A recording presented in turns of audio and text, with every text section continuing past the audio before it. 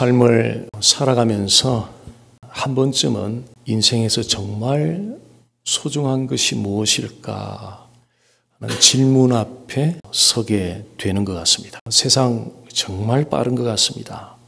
가치관은 끊임없이 변해갑니다. 그런 가운데 젊은 세대들은 삶의 치열한 경쟁 그리고 불확실함 속에서 퓨처의 자신들의 삶의 그 디렉션을 찾기 위해서 몸부림을 치고 있고, 또 중장년 세대는 일상의 생활 속에서 인생의 그 의미를 좀 찾아보려고 하고, 노년 세대는 이제 남은 인생의 시간들을 어떻게 좀 살아낼까, 또 하나님 앞에 섰을 때 어떤 모습으로 서야 할까 하는 생각을 하게 되는 것 같습니다. 비록 우리가 세대는 다 다르지만 우리 한 가지 질문 앞에 함께 서야 되는 그 질문은 인생에서 정말 소중한 것이 무엇일까? 예수님도 이 질문을 받았습니다. 예수님을 제거하기 위해서 혈안이 되었던 그 유대 종교 지도자들,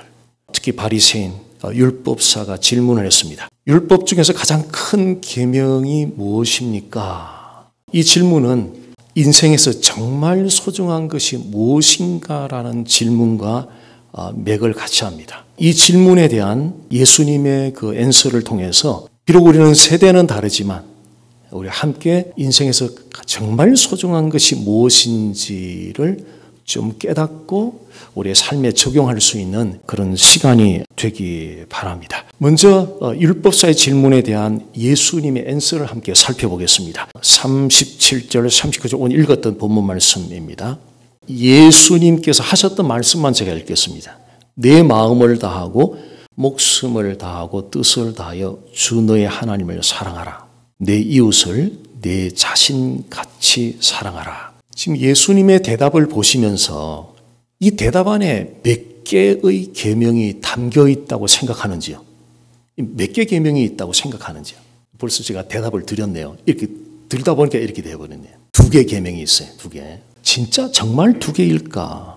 좀 이해를 돕기 위해서 이미지 하나 보겠습니다. 이 나무의 뿌리와 가지는 한 그루 나무에 연결되어 있습니다. 그래서 어느 누구도 이 나무를 가리켜서 2그루의 나무라고 말하는 사람은 없을 겁니다. 자, 하나님 사랑과 이웃 사랑이 그 같은 이치입니다. 하나님 사랑과 이웃 사랑이 겉으로 볼 때는 2개 다른 계명 같은데 하나님과의 그 관계라는 본질적인 공통분모 안에서 사실 실제는 하나의 계명과 같은 것입니다. 자, 그런데 우리 자신을 한번 이렇게 좀 우리의 라이프를 한번 리뷰를 해 보신다면요. 우리는 어떨까?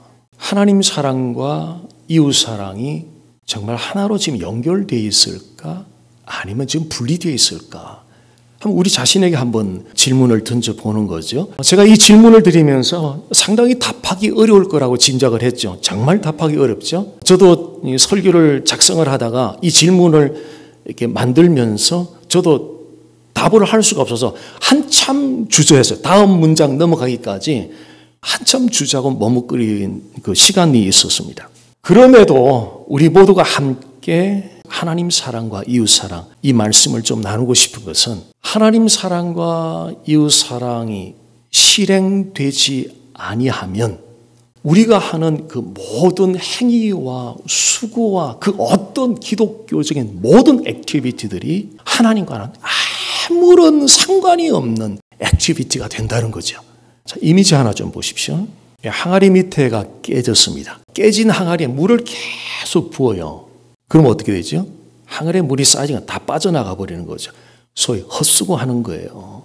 깨어진 항아리에 물을 계속 부을 사람은 없어요. 왜냐하면 깨어진 항아리에 물을 붓는 것 자체가 모두 다 헛수고에 지나지 않기 때문에 그런 거죠.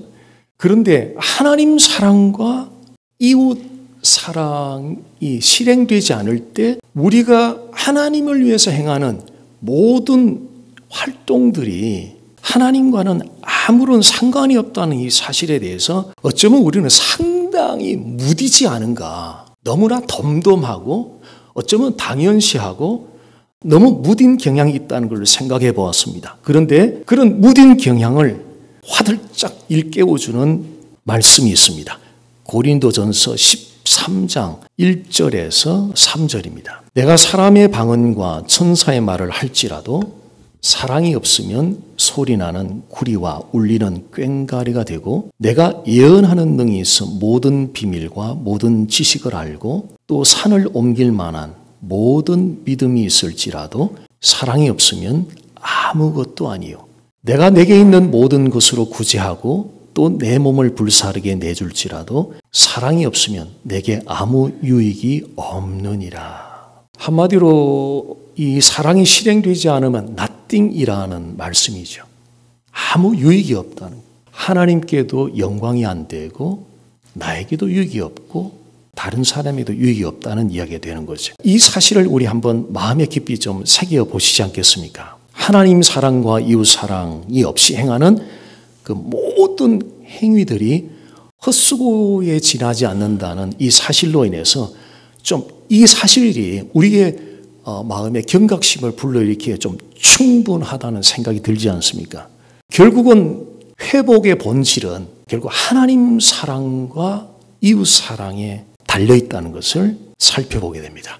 여기서 우리가 고민하는 것은 어떻게 하나님을 사랑하고 어떻게 이웃을 사랑할 것인가의 문제 앞에 우리는 고민을 하게 됩니다. 자, 이 고민에 대한 해답으로 예수님께서 말씀을 하셨습니다. 예수님의 말씀을 통해서 우리가 하나님을 어떻게 사랑해야 될지 또 이웃을 어떻게 사랑해야 될지를 좀 안내를 받도록 하겠습니다. 마태복음 22장 37절입니다. 예수께서 이르시되 내 마음을 다하고 목숨을 다하고 뜻을 다하여 주 너의 하나님을 사랑하라 하셨으니, 예수님께서 말씀하셨는데 누구를 사랑하라고 지금 말씀하셨는지요? 우리가 사랑해야 되는 대상이 누군지요? 주 너의 하나님. 우리가 사랑해야 되는 그 대상이신 하나님이 누구신지를 인식하는 것은 대단히 중요합니다. 만약에 우리가 사랑해야 되는 대상이신 그 하나님이 누구신지에 대한 분명한 인식이 없이 그저 막연하게 사랑한다라고 한다면 어떤 일이 벌어지느냐면요, 조금만 불편하고 어려운 일이 다가오면 그 하나님을 의심을 해요. 그리고 쉽게 흔들리고 무너져 버리게 돼요. 아주 오래전에 밤 10시, 주일 밤 10시에요. 전화가 왔어요. 한 20대 후반의 자매였어요. 지금 공항 근처 호텔에 있는데 목사님 좀 잠깐 와주실 수 있느냐고. 제가 이 지역에 한인교회 전화를 다 돌렸는데 목사님이 유일하게 받네요. 저는 주일날 이제 집에 갈 때 항상 전화를 포워딩해서 가니까 항상 24시간 대기죠. 그래서 제가 받게 됐어요. 그래서 제 아내를 같이 차에 타서 호텔로 갔어요. 라비에 갔는데 자매가 한 20대 후반이었어요. 얼굴이 너무 창백해요. 딱 한눈에 보는 순간 너무 창백한데 첫마디, 그 자매의 첫마디, 목사님 하나님이 사랑이시라는 게 정말 맞아요? 그런 게. 하나님이 사랑이시라는 것이 정말 맞아요. 그러면서 자신을 소개를 하더라고요. 충북 제천의 고등학교 교사로 일을 하고 있는데 교회에서는 찬양팀원으로 교육부 교사로 봉사를 하고 있다고 그랬어요. 근데 그 지역의 어느 2세 형제하고 서로 편지와 전화로 계속 소통하러 교제를 했어요. 그래서 이 자매는 결혼에 관해 좀 상담을 하기 위해서 비행기를 타고 도착했어요. 근데 그 형제가 안 만나겠다 그런 거예요. 그러니까 이 자매가 너무 이제 충격이 돼가지고 지금 자기 마음에 지금 자살 충동이 일어나고 있다고. 본인도 지금 그 충동을 억제할 수 없으니까 막 교회마다 목사님한테 전화를 돌린 거예요. 그래서 그날 밤에 이제 그 자매를 데려가서 교회, 제 섬기던 교회 본당에 이제 뭐 호텔에 가기도 뭐해서 그냥 편안하게 자라고, 그래서 다음날 아침에 만나 식사하고 다시 이제 한국으로 돌아가게 됐는데요. 교회 찬양팀 봉사하고 있고 또 교육부 교사예요. 물론 이런 상황이 되면 다 샥이 되죠. 그런데 그 정도가 너무 넘어가는 것을 발견했어요. 평소에 하나님이, 내가 믿는 하나님, 내가 사랑해야 되는 하나님이 어떤 분이신가에 대한 확고한 인식이 없이 막연하게 교회 생활을 할 경우는 이런 뜻밖의 충격적인 상황이 다가올 때 그냥 완전히 무너져 버리게 된다는 거예요. 우리가 마찬가지죠. 우리가 사랑하는 그 하나님에 대한 그분이 누구신지에 대한, 여기에 뭐 기독교 저녁보다가 사활이 걸렸어요. 예를 들어서 하나님이 함께 합니다 그러면 위로가 돼요. 이 예배당에서는 아멘 하실 거예요. 그런데 이 예배당을 떠나는 순간에 삶의 케이스를 딱 만나면 내가 예배당에서 아멘 했던 모습과 어려운 케이스를 딱 만났을 때 내가 진짜 아멘 했던 사람인가 할 정도로 완전히 무너져 있는 자신을 발견할 때가 많아요. 왜 이렇게 너무 다르죠, 이렇게? 무슨 말이냐면요. 함께 한다는 그 메시지는 좋은데 함께 하는 그분이 누구시냐는 거예요. 그분의 인격에 대한 정확한 초점이 성령을 또한 초점이 계속적으로 인식이 되는 확증이 되는 이 믿음이 우리를 붙잡아주는데 그것이 간과된 거예요. 소홀히 된 거예요. 그래서 하나님을 사랑하려고 노력하기 이전에 해야 될 일이 있어요. 우리가 사랑하는 하나님이 어떤 분이신가를 확고하게 인식하는 이 일을 지속적으로 해야 돼요. 그 다음에 doing이에요. doing 전에 그분이 누구신가를 성령을 통하여 확증하고 또 확증하고 지속적으로 확증해 나가야 됩니다. 우리가 사랑해야 되는 그 하나님이 창조주 하나님이세요. 거룩하신 하나님이세요. 의로우신 분이세요. 독생자 예수를 십자가의 죽음에 내어주기까지 그렇게 우리를 사랑하시는 분이세요. 그리고 우리 가운데 우리 안에 드웰링 하시는 분이세요. 우리 안에 드웰링 하시는 분, 그리고 교제하기를 원해서 우리를 call 하시는 분이세요. 우리를 부르시는 분이세요. 그분이 우리가 사랑해야 하는 하나님이세요. 사랑해야 할 하나님이 어떤 분인가를 인식하고 나면 그 다음 스텝은 그러면 how, 어떻게 그 하나님을 사랑할 것인가를 우리는 배워야 됩니다. 예수님께서 가르쳐 주셨습니다. 37절 다시 보면은요. 예수님은 마음을 다하고 목숨을 다하고 뜻을 다하여 주 너의 하나님을 사랑하라고 말씀하셨습니다. 마음을 다하고 하나님을 사랑하라는 이 표현의 의미는 하나님이 가장 삶의 중심이 되도록 하고 하나님을 가장 사랑할 대상으로 삼고 하나님을 가장 우선순위에 두도록 생각과 감정과 의지 전부를 그분께 헌신하는 삶, 그것이 마음을 다하여 하나님을 사랑하라는 거예요.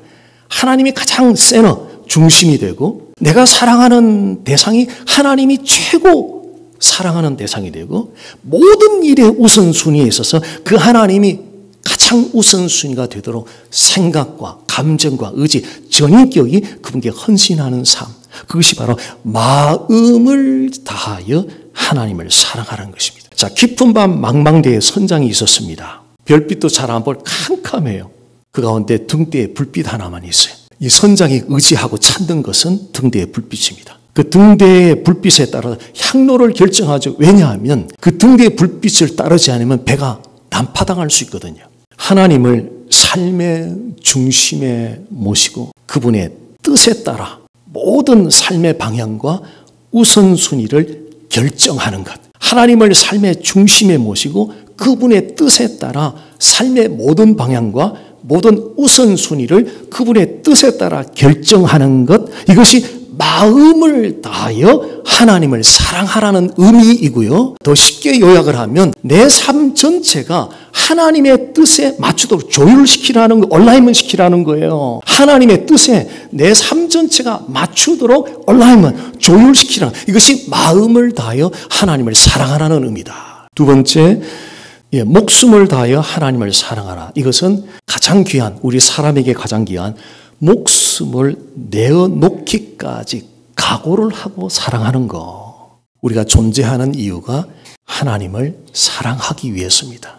이런 말씀 자주 들어보셨습니까? 오늘 아침에 눈을 떴어요. 왜 살지? 굳이 왜 이 하루 또 살아야 되지? 왜 이 길 또 가야 되지? 목적은 존재 이유. 하나님을 사랑하기 위해서. 자, 잠수부들에게 있어서 이 산소통은 필수죠. 절대적인 거예요. 아무리 어렵고 힘들어도 잠수부는 자기의 목숨을 유지하기 위해서 반드시 산소통을 붙들어야 됩니다. 자, 목숨을 다하여 하나님을 사랑하라는 것은 아무리 우리가 피곤하고 지치고 힘들어도 우리의 목숨을 내어놓는 자리에 이르기까지 하나님을 사랑하라는 거예요. 그래야 우리의 삶이 하나님 보시기에 기쁘신 모습으로 유지가 될 수 있다는 거예요. 그냥 호흡하고 살아가는 그런 삶의 유지 말고요.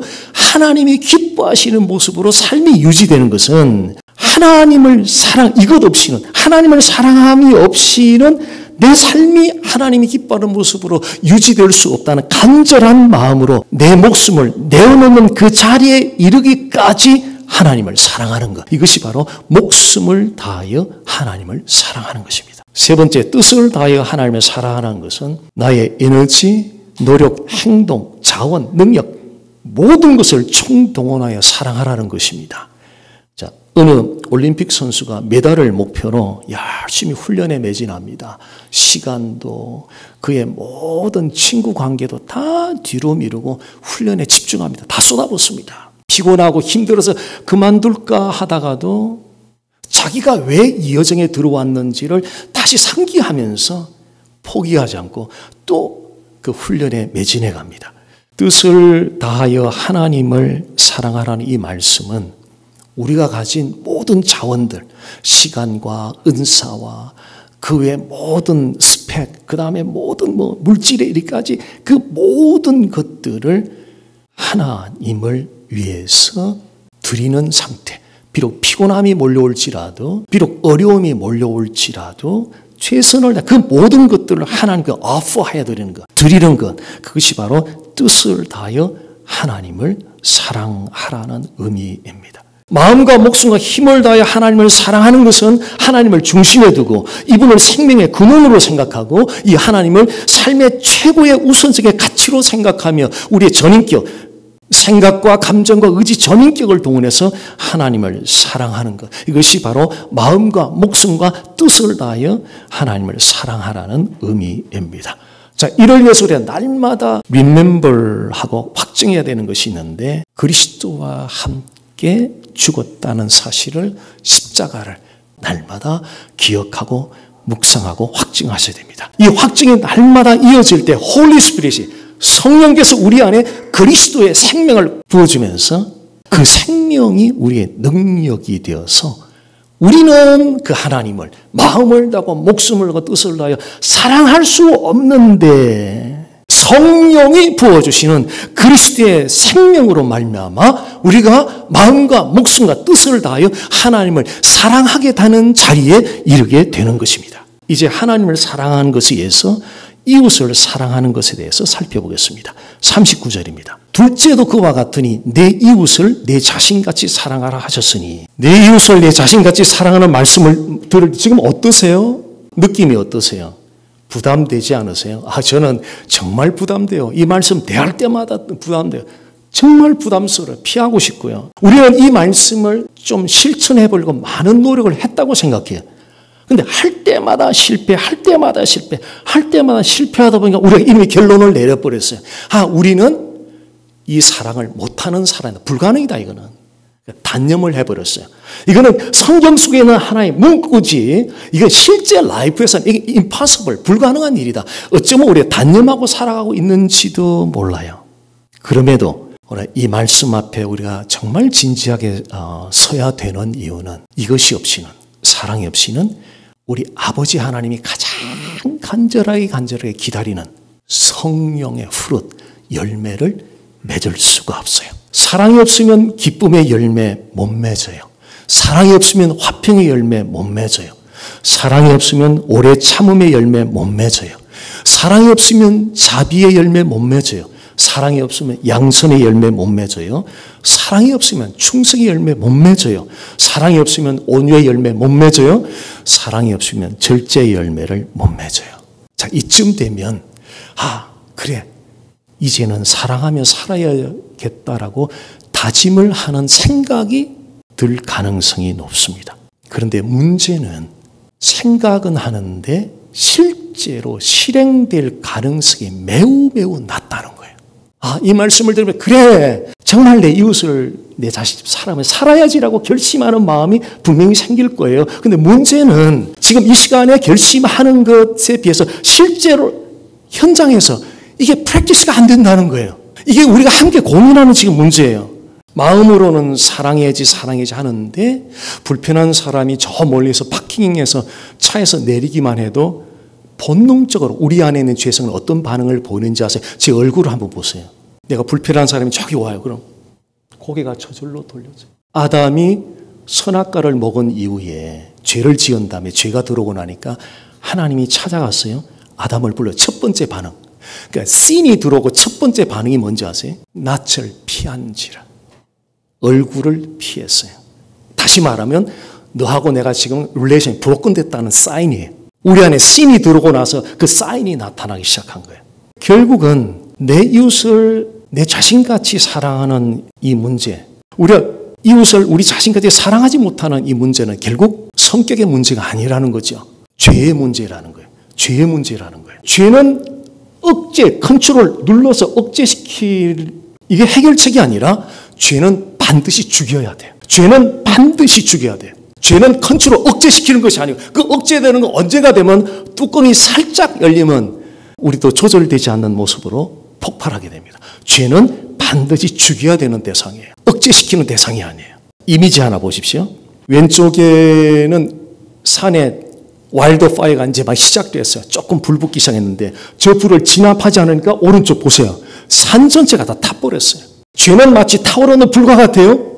처음에는 자그만했는데 그 자그만한 죄를 죽이지 않고 내버려뒀더니 결국 마지막은 우리의 영혼을 파괴시켜버려요.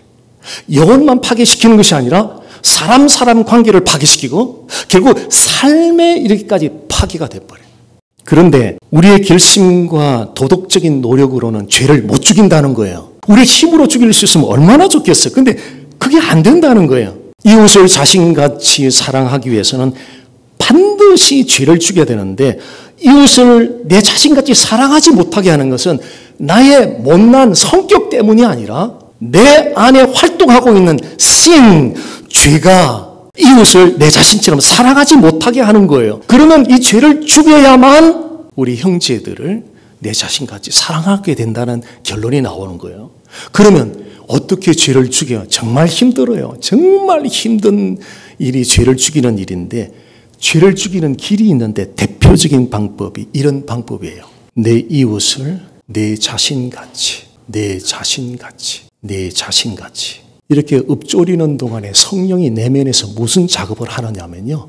저의 못난 기질을 다 때려 부수는 작업을 읊조리는 동안에 내 이웃을 내 자신같이 전능하신 하나님의 기록된 계시의 말씀을 내 입으로 읊조리게 될 때 누가 동시에 일을 하느냐면 성령이 일을 하셔서 나중에는 30번, 50번, 60번, 70번 반복해 가니까 결국은 항복하게 만드는 것 같아요.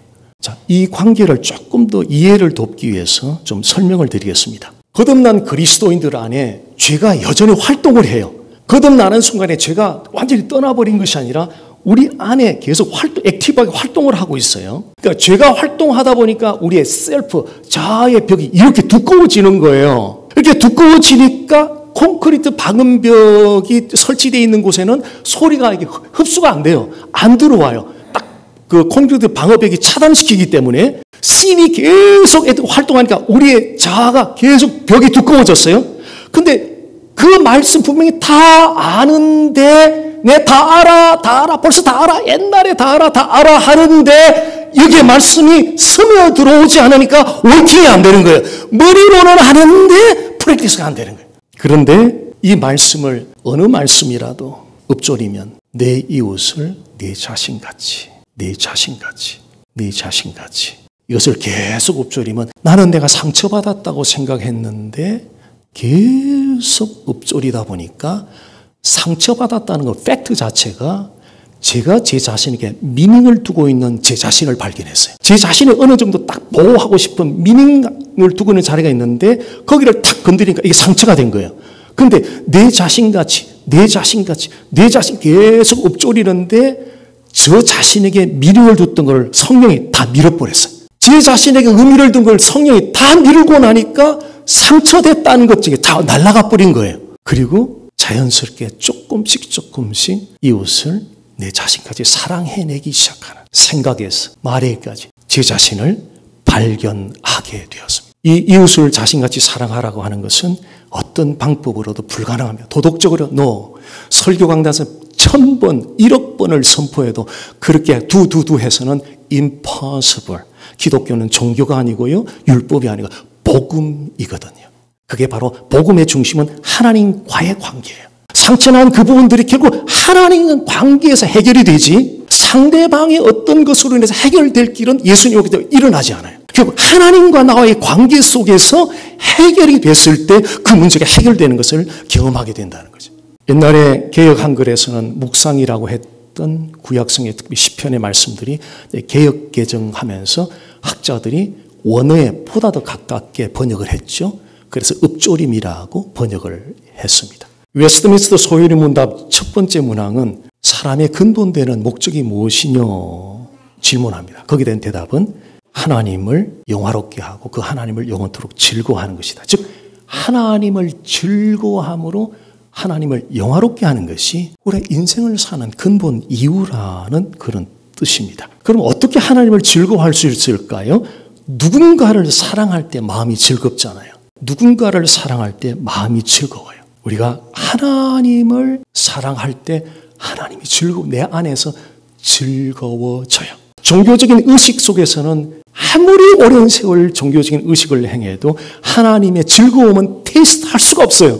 하나님의 즐거움은 우리가 진정으로 성령의 인도를 따라 하나님을 사랑하게 될 때, 교통하게 될 때 하나님이 엔조이 되는 거예요. 즐거워지는 거예요. 그러면 그 하나님이 가장 큰 영광을 받아요. 하나님이 받기 원하는 영광은 우리의 그 어떤 것보다도 하나님 그 자신을 즐거워해 줄 때 최고 하나님 만족하고 영광 받는다는 거죠. 하나님을 매일매일 우리가 살아가는 목표, 어제보다는 오늘이 그분을 더 사랑하고. 왜 사느냐고요? 성경 진리는 너무 단순해요. 진리를 떠나면 되게 복잡해요. 뭐든지 복잡해요. 하나님을 더욱 사랑하는 흔적이 가장 뚜렷하게 남아야 되는 곳이 있습니다. 그것이 우리의 이웃들입니다. 날마다 우리 하나님을 더 사랑한다는 것이 우리가 다른 것으로 감격하고 신앙생활, 교회생활 즐거워하는 그것도 좋지만 가장 정직하고 진실되게 하나님을 더 사랑하는 사인이라면 옆에 있는 우리 이웃들을 내 자신같이 사랑하는 그 흔적이 가장 진실된 것일 것입니다. 예수님 말씀하셨습니다. 좋은 나무가 아름다운 열매를 맺고 못된 나무가 나쁜 열매 맺는다 그랬어요. 다시 말하면 나무는 굉장히 아니스트해요. 정직해요. 절대 좋은 나무가 나쁜 열매 맺는 법이 없어요. 반드시 비례해요. 정직해요. 하나님 사랑과 이웃 사랑이 그와 같습니다. 하나님 사랑과 이웃 사랑이 분리되지 않고 하나님 사랑이 진짜라면, 이게 참이라면 반드시 이웃 사랑으로 나타나게 되어 있습니다. 우리가 마음으로 목숨으로 뜻을 다하여 하나님을 사랑하는 것, 삶의 중심에 하나님 모시고 그분을 생명의 근원으로 받아들이며 최고의 가치로 삼으며 그분을 사랑하며 살아가는 것입니다. 하나님을 사랑하고 이웃을 사랑함으로 하나님을 영화롭게 하시고 또 각 가정들이 가장 행복한 것은 하나님 사랑과 이웃 사랑, The Great Commandment, 이 대계명을 가정에서 실천만 할 수 있다면 이보다 더 행복한 가정은 없을 거예요. 가정이 행복하고 더 나아가서 나 자신이 행복하잖아요. 다른 것 때문에 그렇지 않고요. 내가 하나님 사랑하고 사람을 사랑하면 오렌지 카운티 안 떠날 거예요. 좋아서요. 동네가 좋아서 안 떠나는 것이 아니라 내가 하나님 사랑과 이웃 사랑하면 좋기 때문에.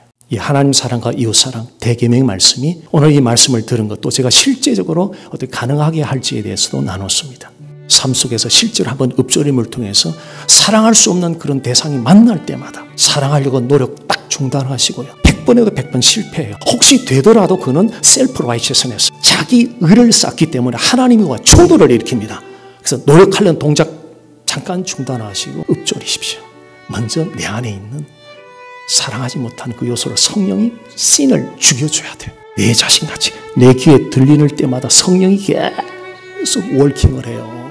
그 방법, 하나님의 은혜의 방법. 그러면 이웃 사랑이 정말 이루어지는 모습을 우리 자신에게서 발견하게 될 것입니다.